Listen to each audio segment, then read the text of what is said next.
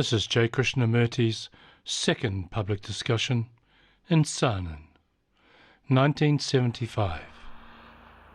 I would like to remind you, if I may, that this is a serious gathering.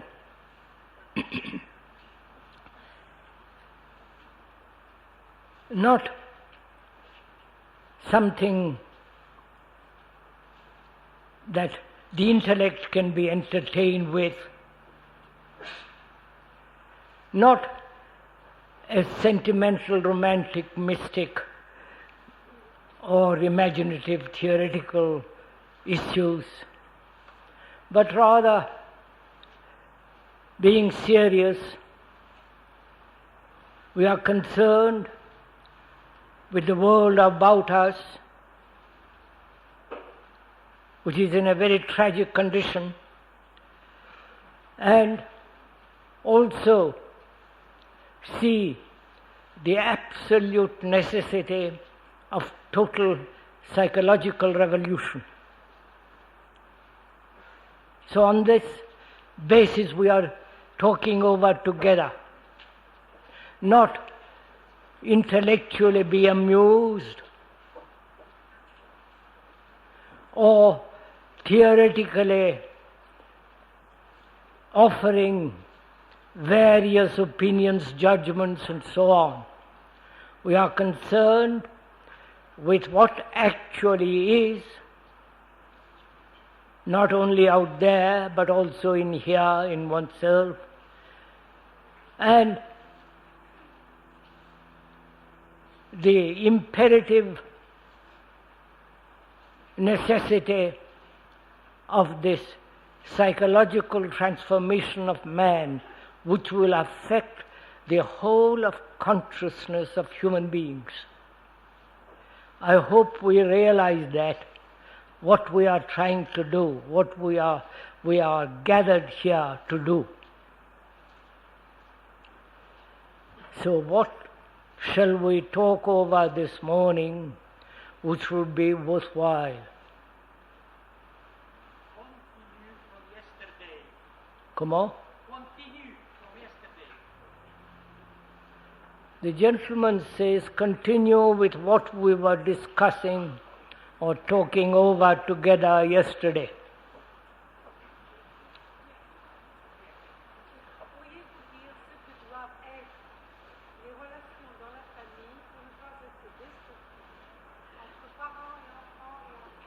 Yeah. She wants to know what kind of relationship, the right kind of relationship between the parents, the children, wife and husband and so on.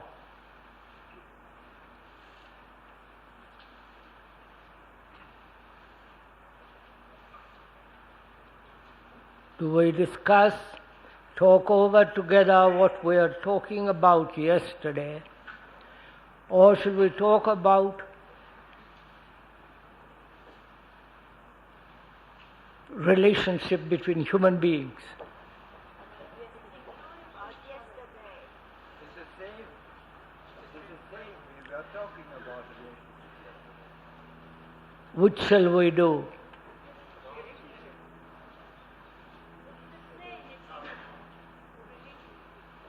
You tell me, this isn't a verbal exchange. We are dealing with serious problems. It isn't you pick up a subject and say, let's talk about it. It is ourselves we are talking about.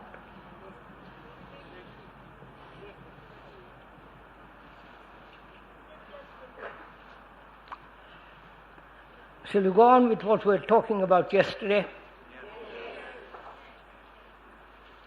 And perhaps we'll include in that relationship and other things which may be relevant.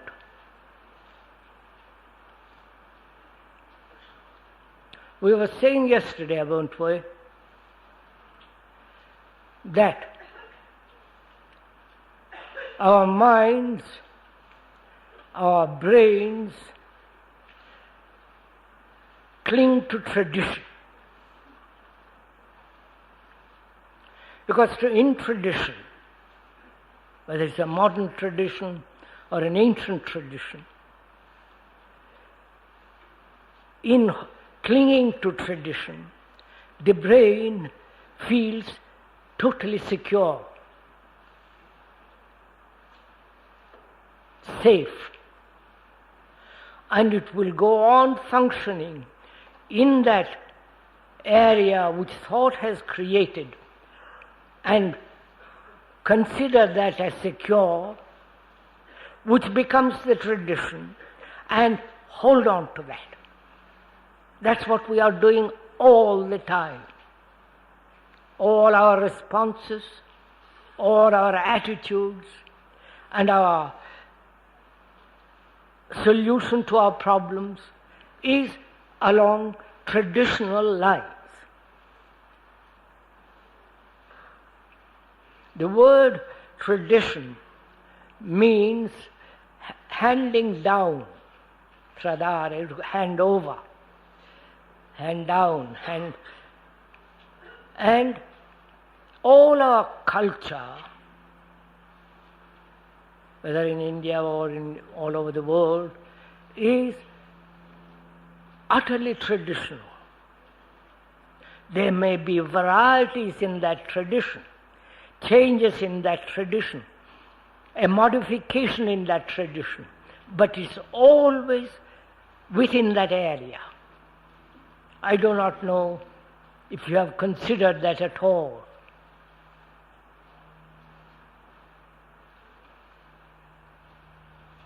Our responses to any challenge, whatever it be, political, economic, social, personal, or universal, it is always from the remembrance of things, from the acquired knowledge or imposed knowledge or knowledge that one has gathered through generations, which is the background. From that background we respond to any challenge. And so we always remain within that limited area. And that's what we are talking about yesterday. That the brain, your brain, if you observe it, the speaker is not a specialist on the structure of the brain or the responses of the brain, how it works, the electric movement, and so on, so on. One has watched one's own brain in operation, in activity, in function. And one sees that one's brain always moves from the known to the known, because in that there is complete security. The known becomes the tradition. The known may be tomorrow, and that the known of the tomorrow becomes the tradition. So the brain always seems to move from the known to the known, which is our tradition.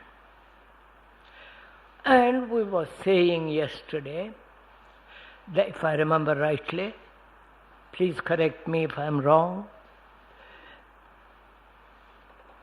that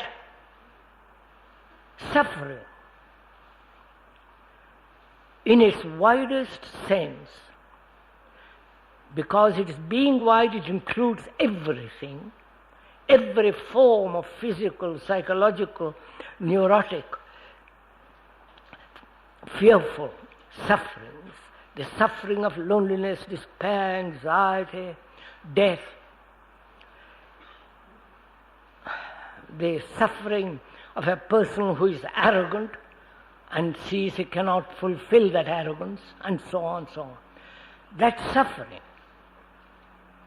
which we termed as selfishness, it is that stream in which human beings right throughout the world, whatever their occupation, whatever their position, whatever their status, are caught in that.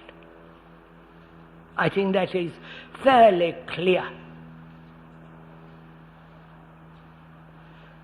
And we were saying yesterday, we seem to accept, live with this suffering, this selfishness. Though it brings wars, enormous sums are spent on armaments, each nation trying to say we are seeking peace through force. You know the game they are playing all over the world. And we seem to accept it, not knowing what to do.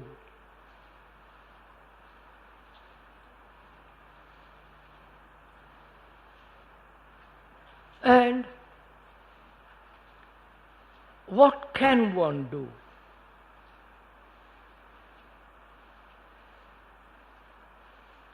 How does one affect, by one's action, the whole movement of degeneracy?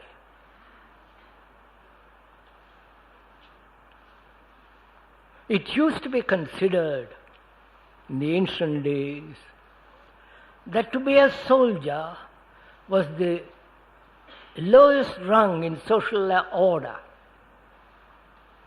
You understand? Lowest rung. Now it is the highest. And this current in which human beings are caught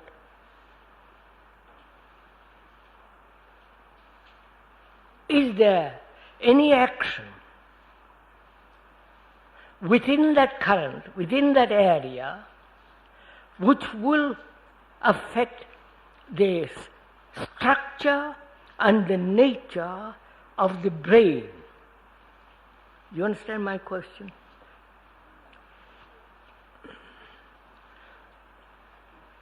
Being a serious person,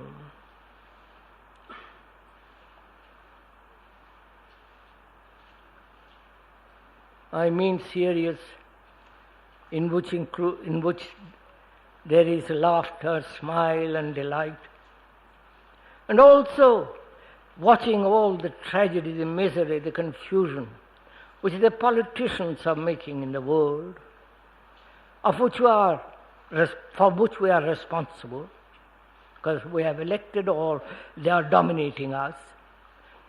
What can I, as a human being, affect this whole current, which is destroying man, which is destroying the earth, the animals, the ocean, you follow? Polluting everything it touches.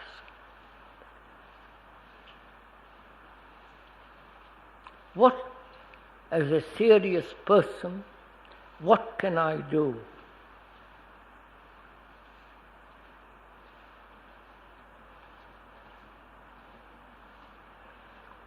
I do not know if you want to discuss that.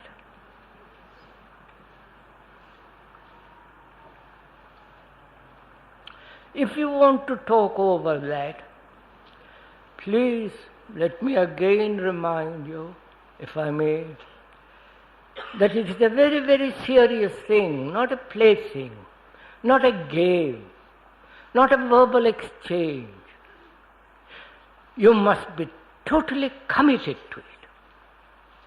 Not occasionally, not for the next 2 or 1 week while you are in Saanen. You must be committed for the rest of your life. Otherwise, don't play with it. Go to a cinema or play golf or climb a mountain or jump in the lake. This is very serious. So,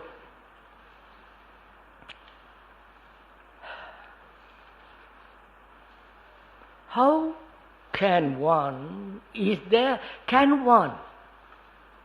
affect this vast stream through one's action? Politically, religiously, psychologically. You understand my question?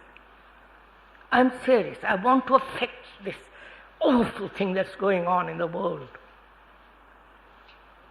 The drugs, the alcohol, smoking, killing animals.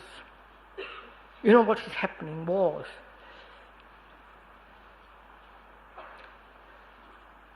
Now, what shall I do?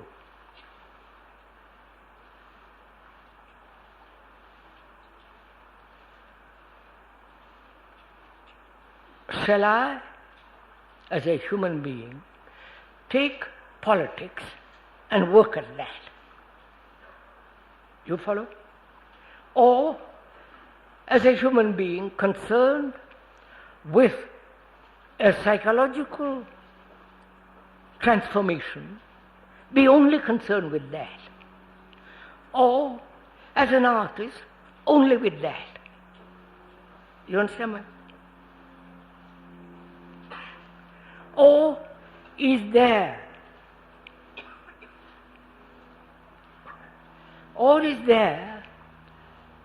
a way of looking at the whole, politics, religion, psychology, inward struggles, relationship, the misery, the confusion, the anxiety, the arrogance, vanity, all look at all that as one unitary movement, not divided movement. I don't know if am I making this clear?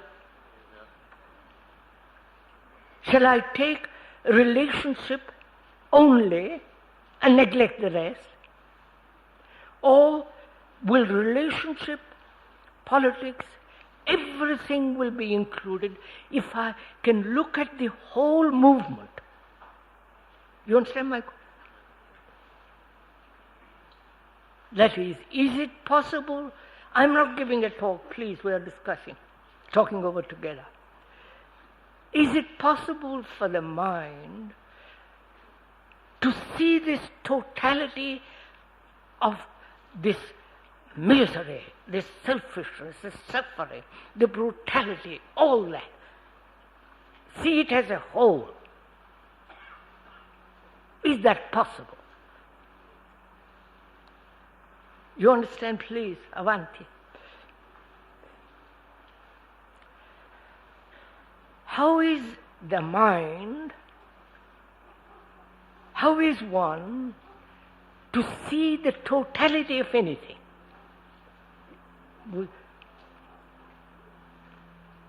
You understand my, please, let's go on.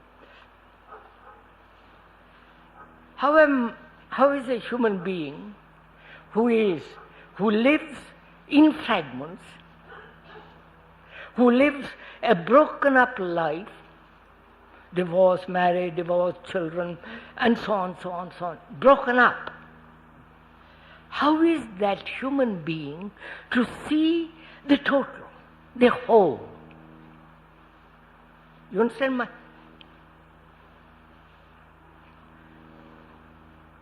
Can thought see the whole?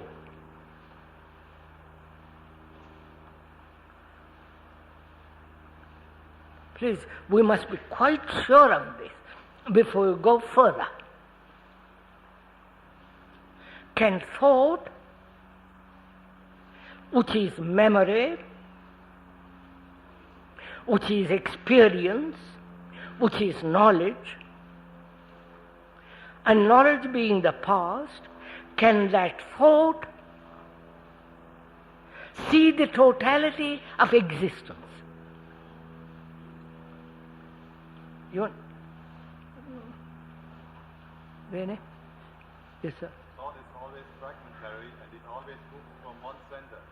Therefore, it can never see the whole issue. So you are saying thought in itself is fragmentary.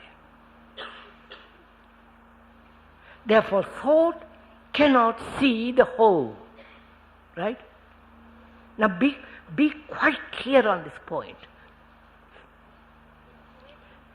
I want to ask, can it see anything or it can only think about what it looks at? We're going to find out, sir. We're going to find out whether thought is capable of seeing all the complexity,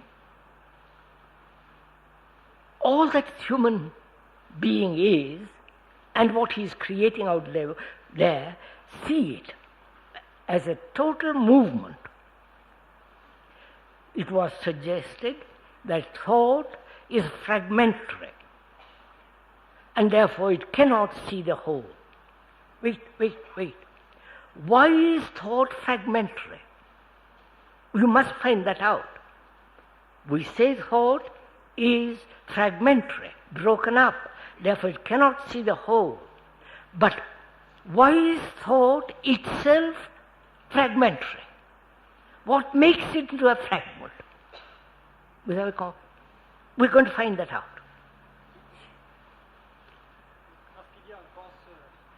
Parce qu'il y a un penseur. I beg pardon.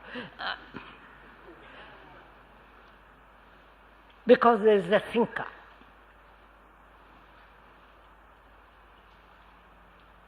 Now, who created the thinker? Huh? Of course, obviously. So we are playing this, going round and round circles. That's not. If you say thought created the thinker, and therefore the thinker becomes a fragment,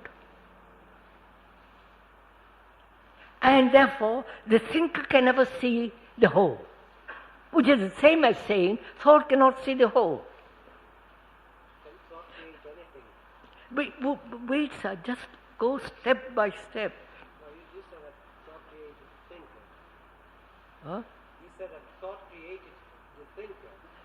Can thought create anything? Can thought create anything? Of course, thought has created this tent. But the thought has not created the mountain. The thought has not created the river. Thought has created this microphone, and the microphone is free of thought. That which has been created is independent of thought. The tent created by thought is independent of thought. Is the thinker independent of thought? Wait, go slow. Thinker thinks he is independent of thought. So the thinker thinks he is independent of thought. But thought has put him together. So please go slowly. You will see something extraordinary taking place in you if you observe it in yourself. I don't agree that thought has created the thinker. She doesn't agree thought has created the thinker. Well, if you identify the thinker with a human being, No. You say you do not agree that thought has created the thinker. The thinker identifies himself or says he is separate from thought. That's all what we are discussing. Is there a thinker if there is no thought? Obviously.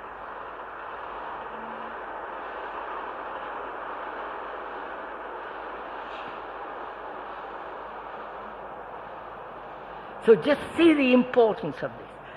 Thought creates the tent, and the tent is independent of thought. The mountain is not created by thought,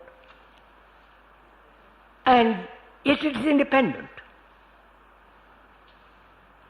But thought created the thinker, and the thinker says, I'm independent of thought. And the thinker says, I identify myself with this and that and that. Therefore, I am independent of thought. Please, it's not a matter of agreement or disagreement. It is so, look at it. I am not trying to persuade you to anything or influence you to any kind of thought or conclusion. The obvious thing is, thought has created this tent. The tent is independent of thought. Right? Thought has created the thinker. And the thinker says, by Joe, I'm independent, I am original. I am the soul, I am God, I am the Brahman, I am everything. But thought has put him together. Whether I think or not, I have a feeling that I am. Whether you think or not, there is a feeling I am. Is feeling different from thought?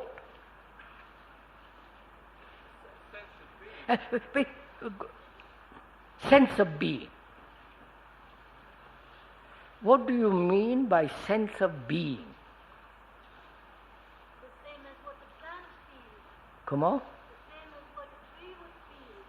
He feels that he is there.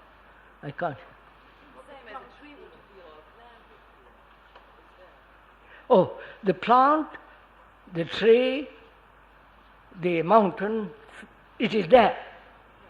He feels that he is there. Huh? A tree is aware of it being there. No, the tree, I can't, I don't know what the tree feels. No, please, I know, you don't bring in what the tree feels.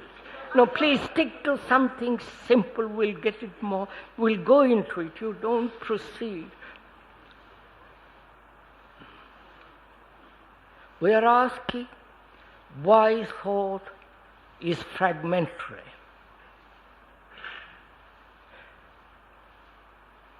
You haven't answered that question.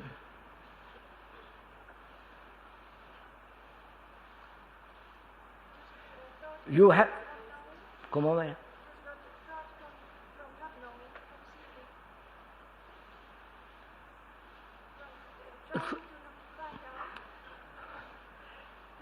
Thought can say, I do not know, and acquire knowledge, and therefore knows. No, you are not... Because you know you don't need it more. Once you see the truth, you don't need to think. Kiss me. When you see the truth, you don't need to think. When you see the truth, you don't need to think. What is truth?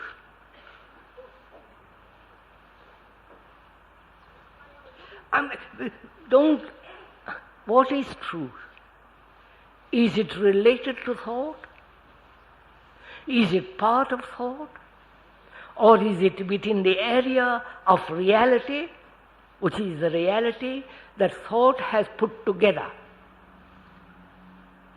Or is truth something totally outside reality?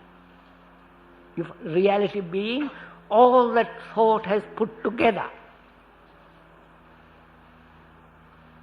So don't use this, please, let's go slowly.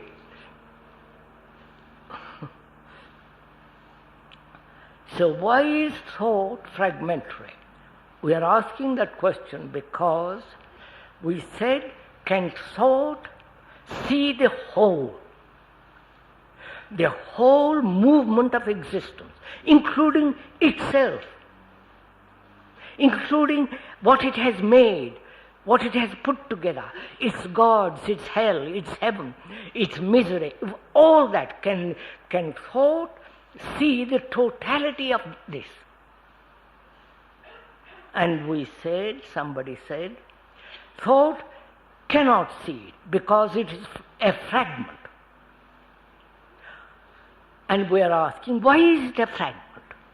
Keep to that. Why is it a fragment? Because it detached itself from the whole. No.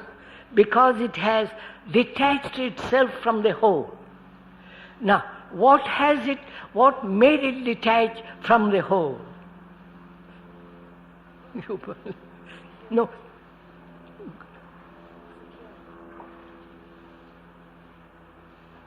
I want to find out why thought is fragmentary. Aren't you interested in this? Because it is in time. It is? In time. Time is involved in thought. And time is always in fact. So you're saying time, thought is a movement in time. So thought is time. Therefore it's fragmentary. But who created time? Thought. Yesterday, today and tomorrow. 12 o'clock, 1 o'clock and 6 o'clock. Thought has created time. Time is thought. I do not know that, sir. Some has created the time, maybe. Which is not Look, just go into it slowly. There is time by the watch, chronological time. Sun rises this morning at 5 o'clock or 5:30, and the lovely pink of the mountains and the beauty of shadows. And there was a meeting here at 10:30. All that is by the clock, right? That is chronological time. Is there any other time at all? We say there is, which is the me that is going to evolve, the me that's going to become, the desire that's going to fulfill. I must be perfect. I must achieve from all that is the movement of thought in time. Shall we go on? So we are asking, can thought solve the human problems which it has created? Or can thought see the whole, and the perceiving of the whole is the solution of our problems? So we're asking, can thought see the whole? And you say, no, because it is fragmentary. And I'm asking myself, and you're asking yourself, why is it fragmentary? Maybe we try this thought is mechanical. You are saying thought is mechanical, which means the brain is mechanical, which means the brain, the mind, totality, is mechanical. But that doesn't answer yet my question, which is, what? Center. There it says thought is creating a center. Just go slowly. A center. Why does it create a center? No. Thought needs security in order to function. Therefore it creates... Sir, I've said all this, but I want you, if you don't mind, think of it anew.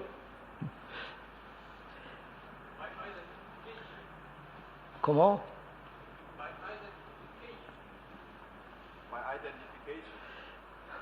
My identification. Thought identifies itself with something called the me. Is that it? But it has created the me. Therefore, there is no need to identify itself with me. Please, give me 2 minutes, will you? Let me talk, and I'll show it. I'll point out, then we'll discuss. We are asking, thought has created the outside world and the world inside me. The world is in a chaos. And the world is me. I'm also in, when human beings are in chaos. And we say, can thought solve this problem? And the politicians are trying to do it. Cunningly, subtly, deceptively, with spies, with, all that business that's going on. And can the religious people solve this? Christians, believers, non-believers. So thought apparently has not been able to solve this centuries upon centuries.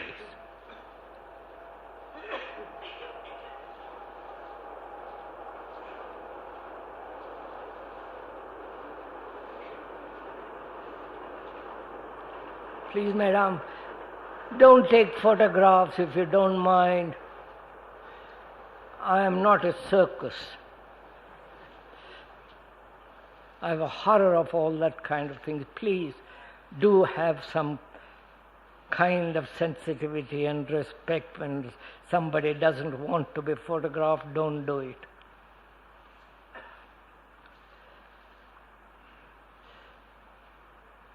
We're asking, as thought created all this, can thought undo all this?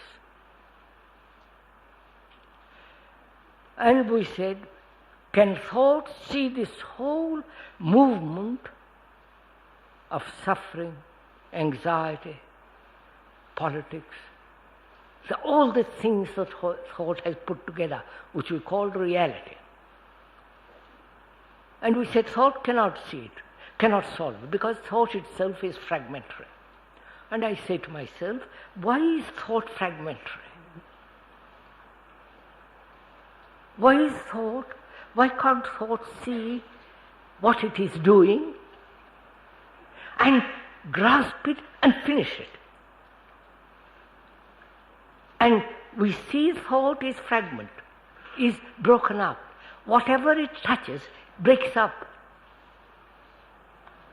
The businessman, the artist, the socialist, the capitalist, the communist, the nationalist, the believer, everything thought touches is fragmentary. Now I say to myself, why is it a fragment? If I can find that out, not be told, because then repetition is like a monkey anyhow. So I want to find out why. Thought creates a center. Watch it. The center becomes a means of unifying.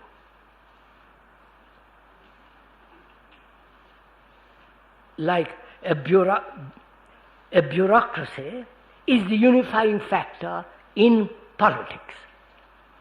Like a party, a center, Democratic Party or the Labour Party or is a center round which one hopes to create a unified entity. This is what's happening. So, the family is a center, which means the father, mother and the children are one unit. So thought creates the center. Politically, religiously, in family life, in the human being, a center. Hoping thereby to bring about unity. After all, the family is a unit. They quarrel, they beat each other, whatever they do, all the ugly things that go on in a futile little family. But yet there is a unit. The communists try to break up that unit, but have come back to it again. And so on, so on, so on, so on. So thought creates a center in the hope that it will be the unifying factor. Because in unifying factor there is a vitality. there is strength, there is stability. Right? So, thought has created that. And that has become independent of thought. I don't know if you have noticed this. Having created that center, that center then feels itself independent of thought. And that center begins to dictate to thought what it should do, what it should not do. Therefore, thought becomes an outside thing, an irrelevant factor, though it's a necessary factor. And therefore it's a fragmentary. Got it? Please don't accept what I'm saying. Just look at the world. Look at the world and see how the world is trying to unify through centers. You know, American center, with their president, with their army, you follow? It's a unit. Though in that federation there are all kinds of troubles, ambitions, each wanting to be, but it's still within the center of America, the idea of America. So the idea becomes the center. Huh? Huh? Huh? Ah non, pas avoir peur, madame, nous ne parlons pas de peur. We are just watching it. Please, I said, please give me 2 minutes to go into this.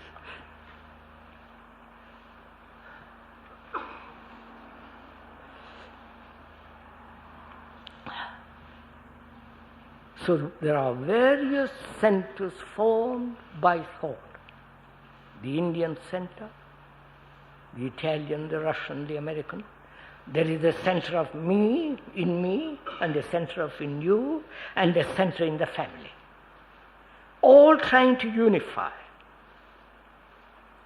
Like the sun is the unifying factor of this universe. Without the sun, we'll all gone. So it's a unifying factor. So the family, the me. So having thought having created that center, and the center feeling itself totally independent of thought, then the thought becomes something outside. Therefore it's fragmentary. Therefore it's broken up. It is not the center. Thought created the tent, and the tent is independent of thought.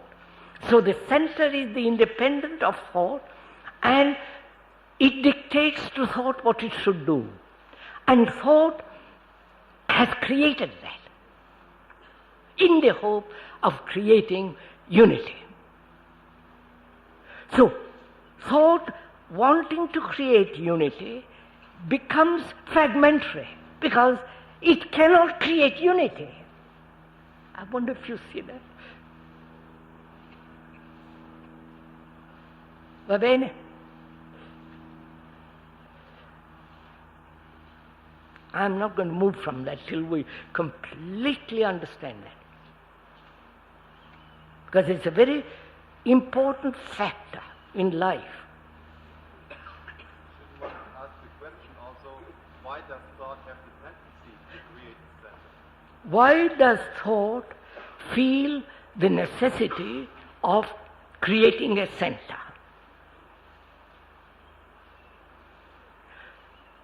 Thought can condition itself to any pattern. It can become Catholic, Protestant, anything. It can make itself. So thought realizes that it's very changeable, that it's in a flux. And yet thought says there must be security. So you follow? It creates the center in which it hopes there is security.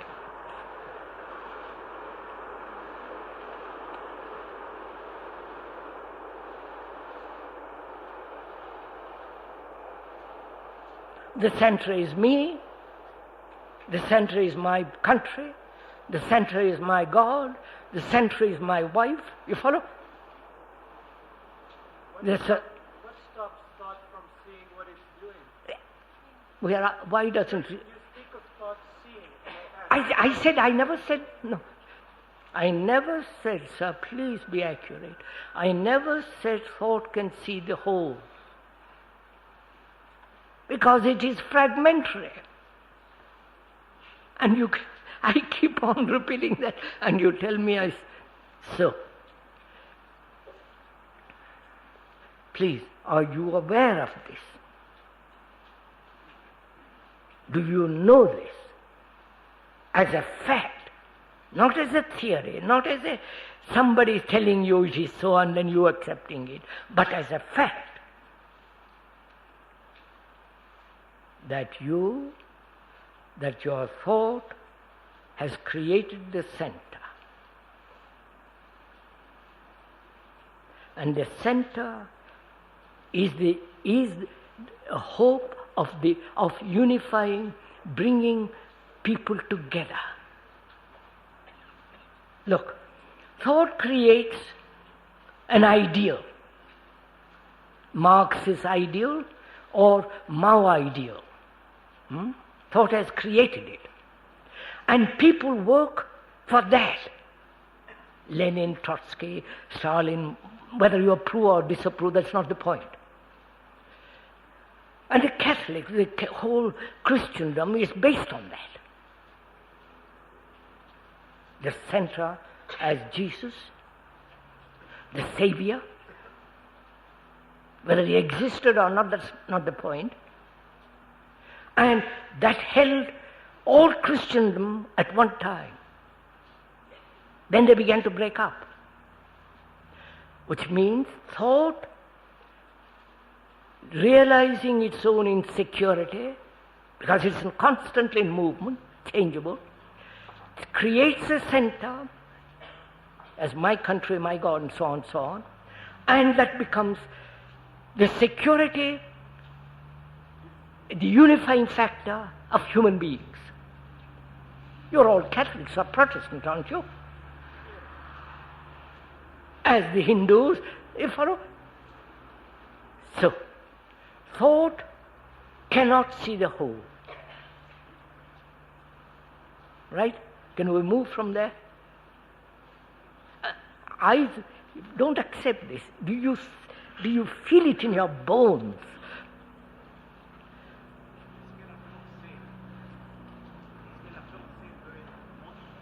Comment? L'éducation, bien. Thought is conditioned by education. Huh? Can it be conditioned by education? My God, are you asking me that? Can thought be modified? C'est la même chose, n'est-ce pas? Modified as communist? Oh God, let's go on into this. But I don't see yet why thought cannot remain with its insecurity. He does not see why thought cannot remain with its own insecurity. Do you know what would happen? Please see the consequence of that. You're asking a question, which is, why does not thought remain and realize its own insecurity?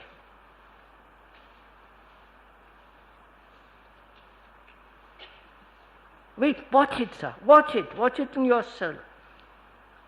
What would happen to you if thought had no security, no certainty, no... Can it function? Therefore, it must have a pattern, a center, an ideal, a God, something which gives it safety. Now, proceed from there. So, we are saying that thought cannot see the total movement of selfishness, the stream. which is suffering, anxiety, and so on. Then what is it that sees the whole? You understand? If thought cannot see the whole, then what is it that sees the whole? Wait, we're going to go into it. Don't agree or disagree. Put it away. I want to find out. Because that may be the answer. That may be the solution to all our problems. Human, mechanical, everything. If thought cannot see it, what is meant by seeing or perceiving the whole? Is there such thing? Or must we always live with this center which creates fragments and all the rest of it, which is our tradition? Bene? Right? Can we go on from this? This is our tradition. To live with the fragment, with the center, and constantly modifying the center by thought, and never bringing about a human unity. Never answering a fundamental problems of human beings, like relationship, whether there is truth, whether there is God, whether there is a reality. Follow? It cannot answer it. Therefore one asks, is there a quality of mind that sees the whole? Now wait a minute. Right? Are we going together discussing this, talking it over together? So I'm asking, what does it mean to see the whole?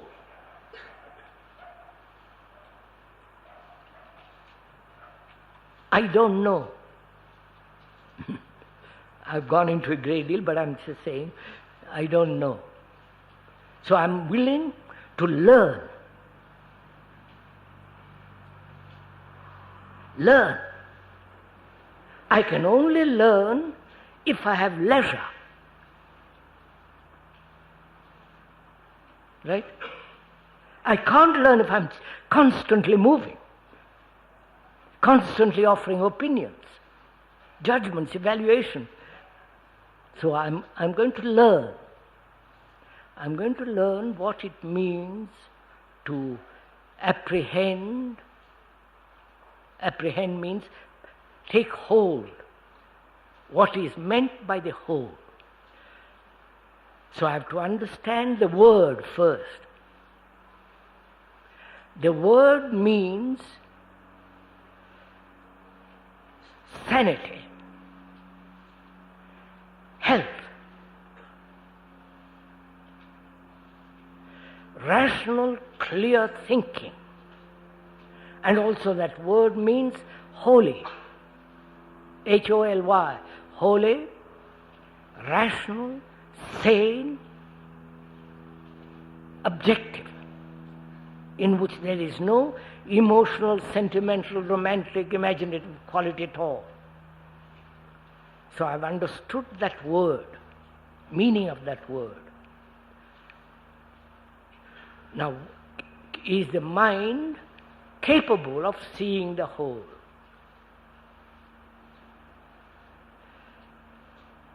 The whole being, health, good body, you follow, healthy body, or unhealthy body which doesn't distort perception. I may have cancer or disease, diabetic or whatever it is, but that bodily physical condition doesn't affect the clarity of perception, doesn't distort. That's why we said health. Right? And also it means sanity. That means sane thinking. Please watch it. Can there be a sane thinking if you believe in this and that and the other? If you are a nationalist, or if you have faith in something, c'est beaucoup plus difficile, n'est-ce pas? So, sanity implies a non-belief, non-attachment, observing clearly what is, without any distortion. And therefore, such a mind is a holy mind.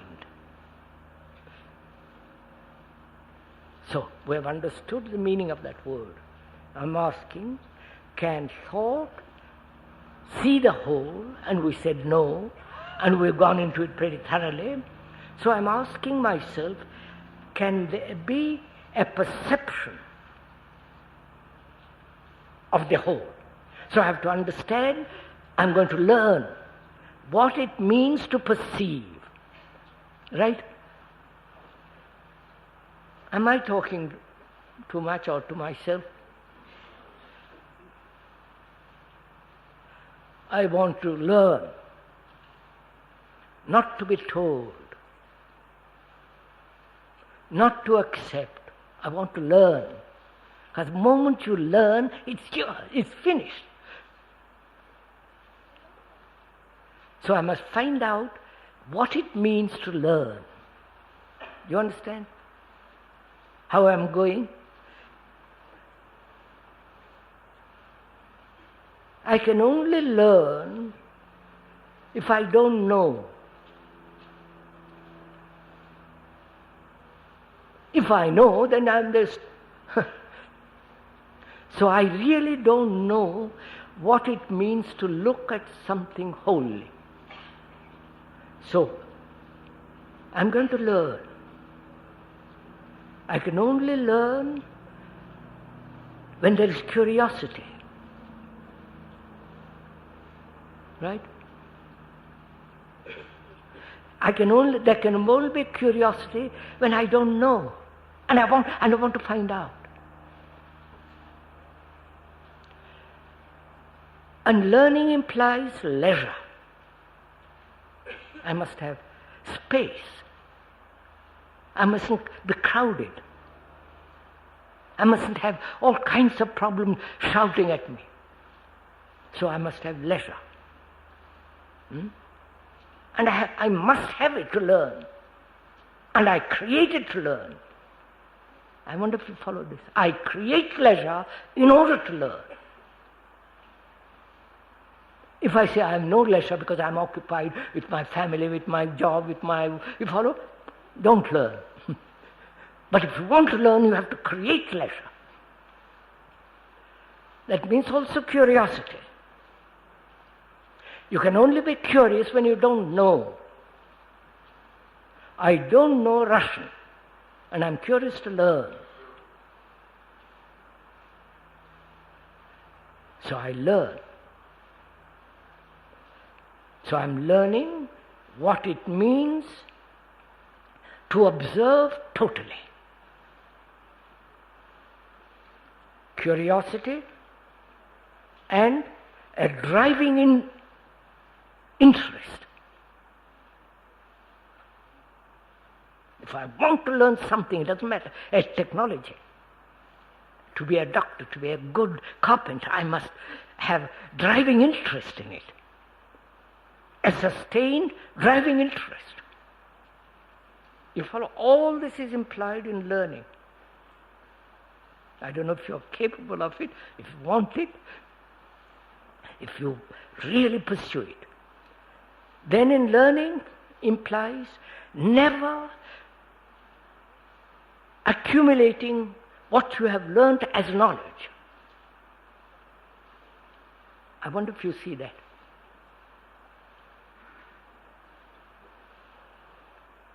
We learn a language. What am I doing all this with all of you? Why are you all listening to me? Are you learning something from me? I doubt it.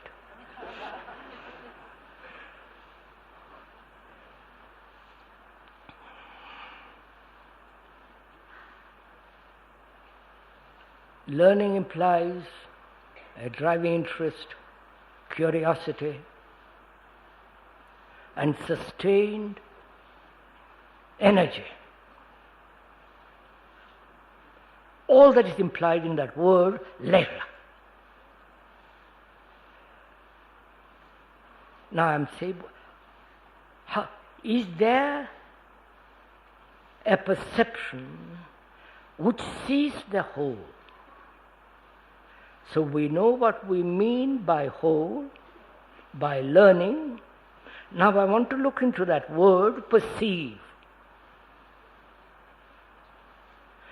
Is there a perception if my mind is looking at something else?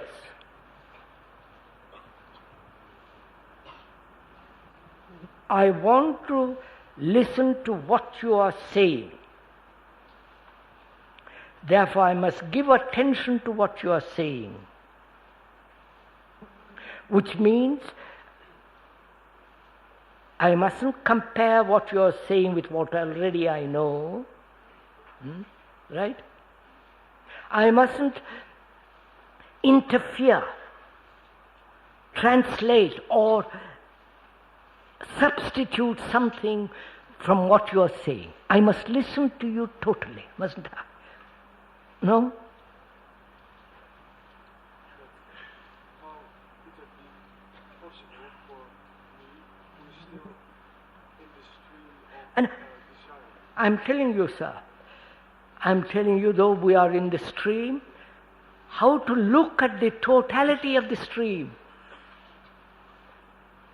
If thought is not capable of looking at it, is there a way of looking at it which is not the movement of thought as time and measure? That's what we are saying. So, what does it mean to perceive? To see this, to see you, there must be no screen between you and me. Screen of my prejudice, screen of my desire, or this or that. There must be freedom between you and me. A space between you and me. Then I can see. If there is no space between me and the mountain, I can't see the mountain. There is no space between me and the tree, I can't see the tree. So, is my mind capable of looking at this vast stream with space between me and that? Consider it, look at it.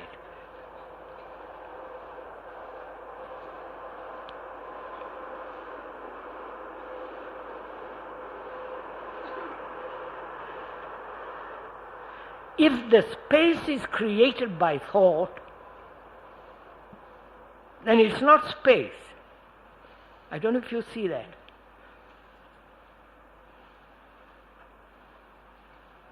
Right? If I say to myself, I must look at my wife, and I've never probably seen her properly, I must have some space between her and me. But if I have no space but images about her, how she has hurt me, how gave me delight, sex, oh damn nuisance, vulgarity, space. If there is no space between her and me, I can't see her. Right? That space which thought has created, which is the image between her and me, that image prevents me from looking. So, to perceive, I must have space, space being no image, no conclusion, no prejudice. I must look, which is rational. If I want to see you, though you have colors which I may not like, but I must put aside those prejudices and look at you. So is my mind capable of looking with space, which means freedom from all the structure of thought as image. Can you do it?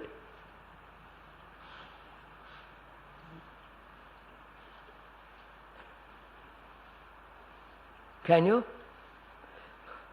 You say you can't. Why?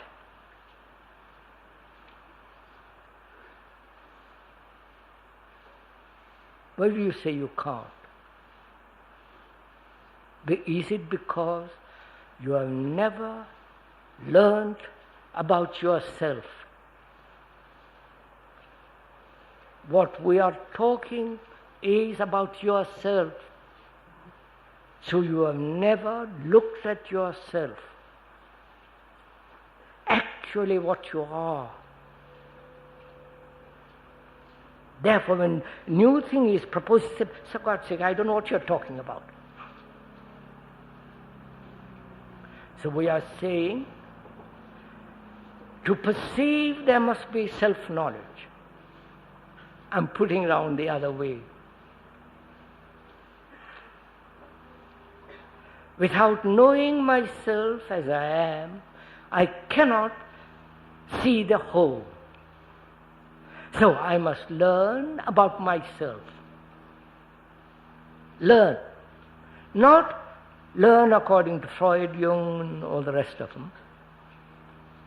Not learn about myself according to Socrates or according to the ancient Indians, but actually what I am. I don't know what I am. I think I know what I am. So the thought says, I know myself. I know what I have created. But see, the trick is, what it has created, it doesn't know. I wonder if you realize this.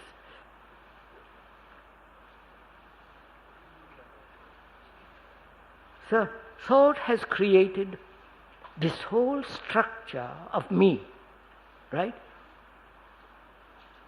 And the me has separated itself from thought and says, I'm independent. And so thought says, I don't know you.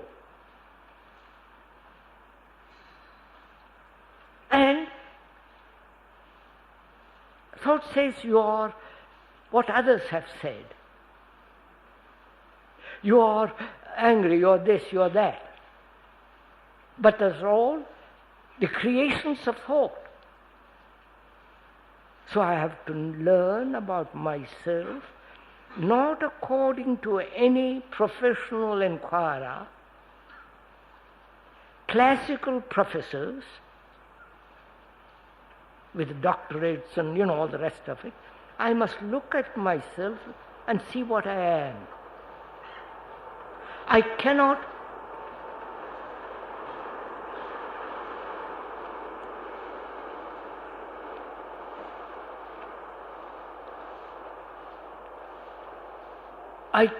look at myself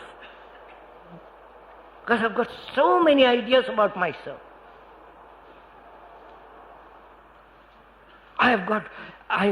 If I see something of myself, I say, that's wrong, I must change it, I must look at it. It is right, it's wrong. You follow? I'm always clothing it according to opinions, judgments, evaluations. So, can I look at myself without any interpretation? You can, can't you?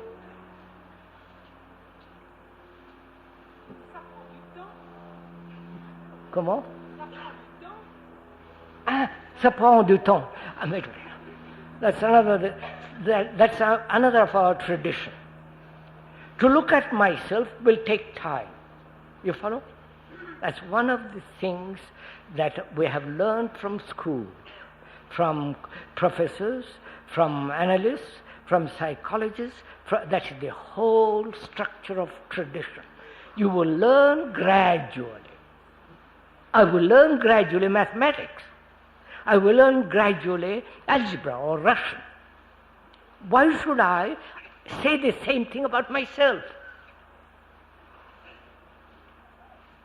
I may learn instantly the whole of myself. But if I say, well, it'll take time, I'm lost. You follow?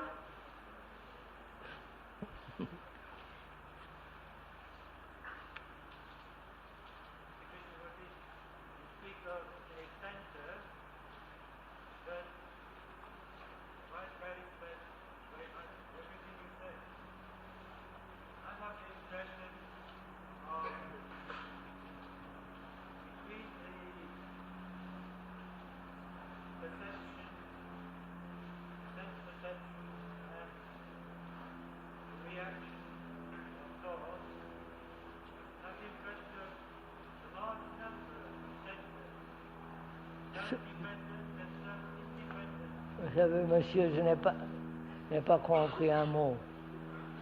I haven't understood a word. If somebody understands it, please tell me what is. Could you put it briefly, sir? He sees in himself more than one center, and some of them seem to be in. Of course, he sees in himself more than one center. Obviously. But they're all centers. I may see a center in the morning when I wake up rather joyful and clear-eyed and having slept well, and there's a marvelous center. And later on, as the day goes on, I meet people whom I don't like or I like, they begin to insult me. That's another center. But it is all the same movement of center. So don't waste time on this. Has thought created awareness? Huh? Has thought created awareness? Has thought created awareness?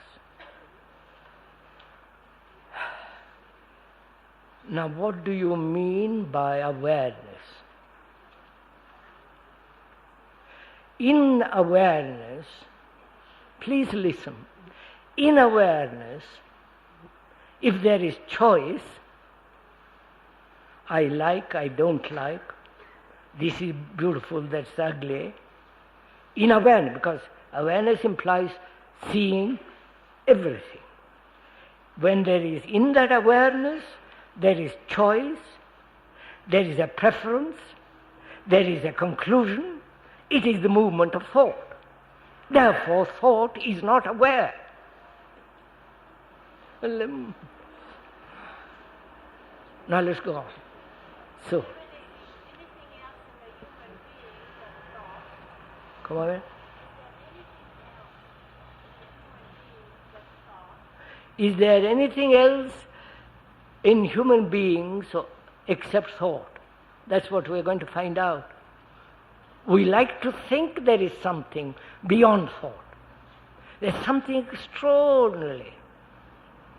God, spark of divinity, something utterly beautiful, romantic, and that's all the structure of thought. But to find out if there is something beyond thought, I have to know the right place of thought. I have to know the limits of thought. Oh Lord, I think we better stop. It's 11:45. You want to go on? You want to go on, or am I want to?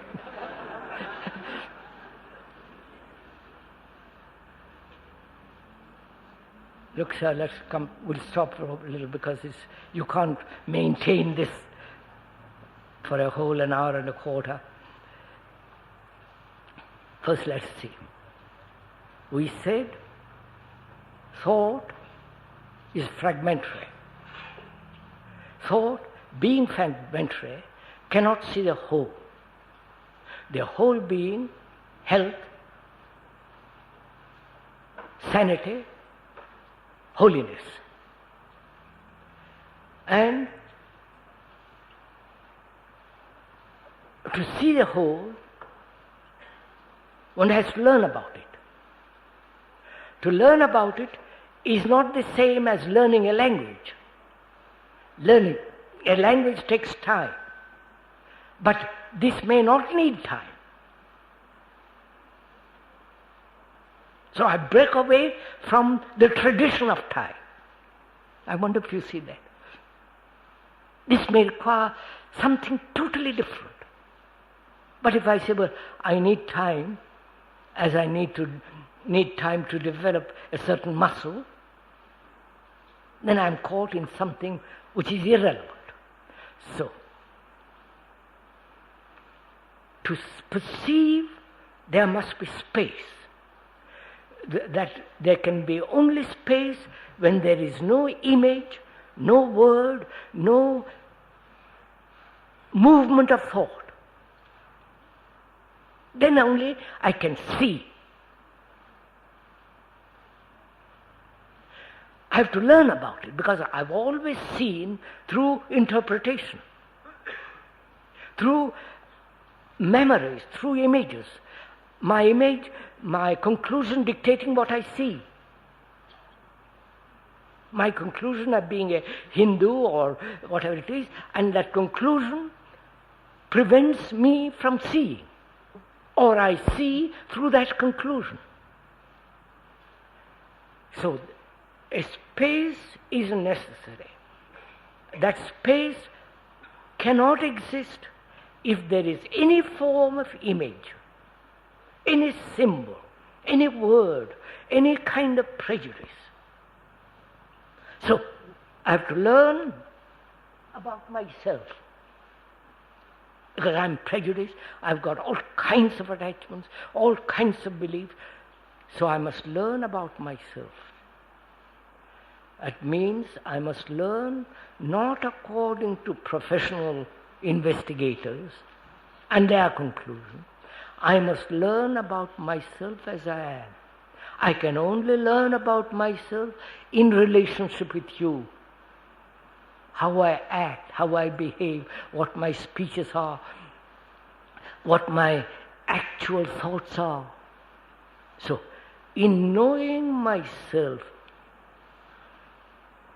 I then learn to have a space which will bring about the perception of the whole, which means there is no perceiver at all, because the perceiver is put together by thought.